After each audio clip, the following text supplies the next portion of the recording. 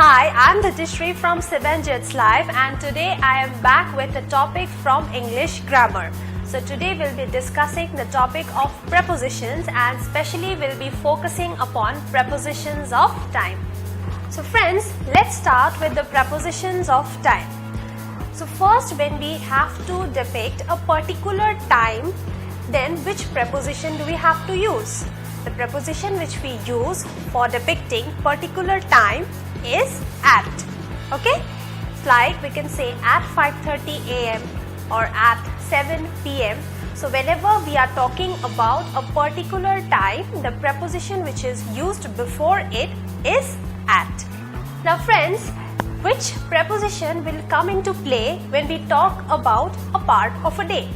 Now in part of a day, which are the parts which is included? It is morning, afternoon and evening. Okay, so whenever we talk about a particular part of a day, we use the preposition in. So the preposition can be used in the way like in the morning, in the afternoon or in the evening. Friends, now which preposition do we use when we talk about day or any date?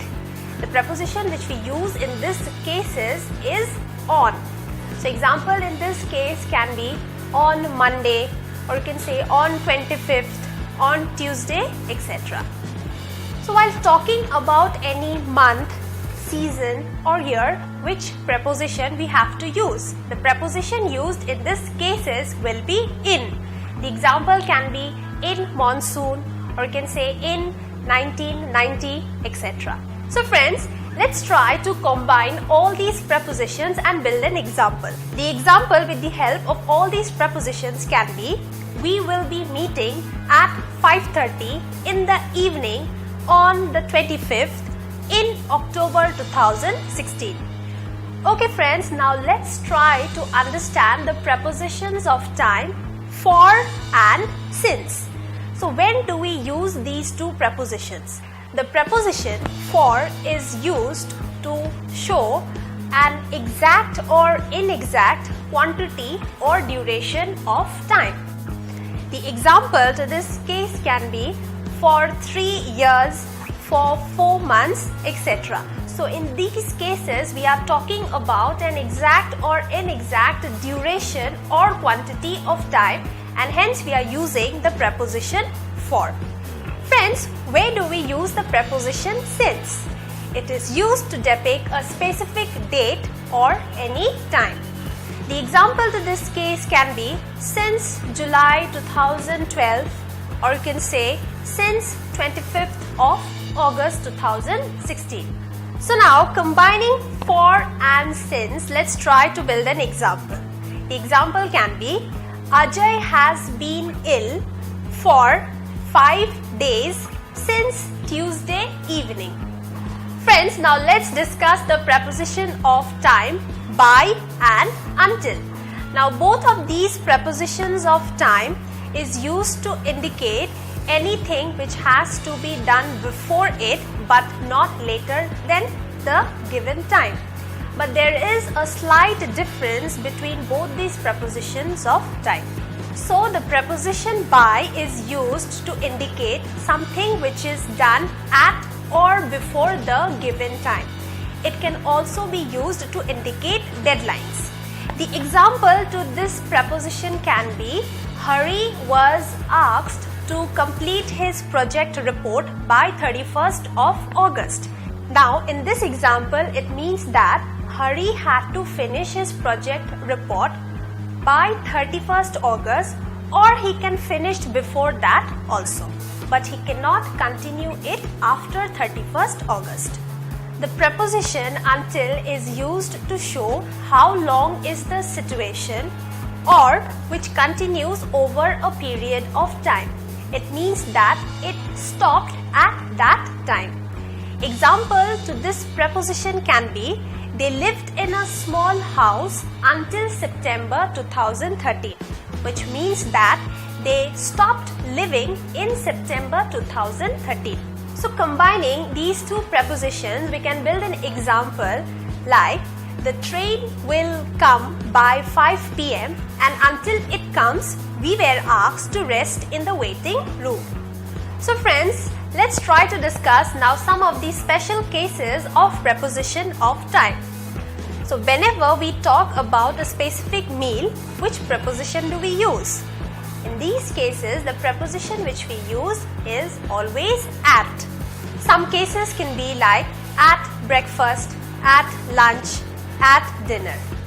The example to this case can be, Harish went home at lunch. Now lunch is a specific meal which we take during a day, so hence we are using the preposition at before lunch. Friends, during festivals also the same rule is applicable. We use the preposition at. The cases can be like at Diwali, at Holi, at Christmas. So the example to this case can be, I stay with my parents at Christmas. Another special case that we are going to discuss now is related to the part of a day. Generally, while we talk about a part of a day, the preposition used in these cases is always in. But when we talk about night, the preposition which comes before it is always at. So night, though being a part of a day, uses the preposition at, which is another special case. The example to this case can be, you should not drive very fast at night. Friends, now let's discuss another special case where we'll be talking about some words which end with day. So in these cases, the preposition which you have to use is on. Clear? So the words which end with day, in that case the preposition used is always on. Now let's see some cases to this. It can be like on Independence Day, on Republic Day, on Teachers Day, etc. So these are the words which are ending with day and hence we are using the preposition on. An example to this case can be, our entire nation observes a holiday on Republic Day. Friends, now let's discuss a case where we do not use any prepositions. So when we come across the words like one, each, every, next, etc. So these are the words which do not use any preposition before it. The example to this case will be, we met one Friday in June. This is the correct example. You cannot say we met on one Friday in June.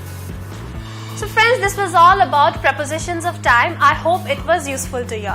If you have any doubts regarding this topic, we have the discussion box below where you can write to us and we will be there to discuss your queries. Friends, for more interesting videos, you have to like our videos and along with that, subscribe our channel to be regularly updated on our videos. And with this, I'd like to wind up for today. I hope to meet you all soon. Till then, take care and goodbye.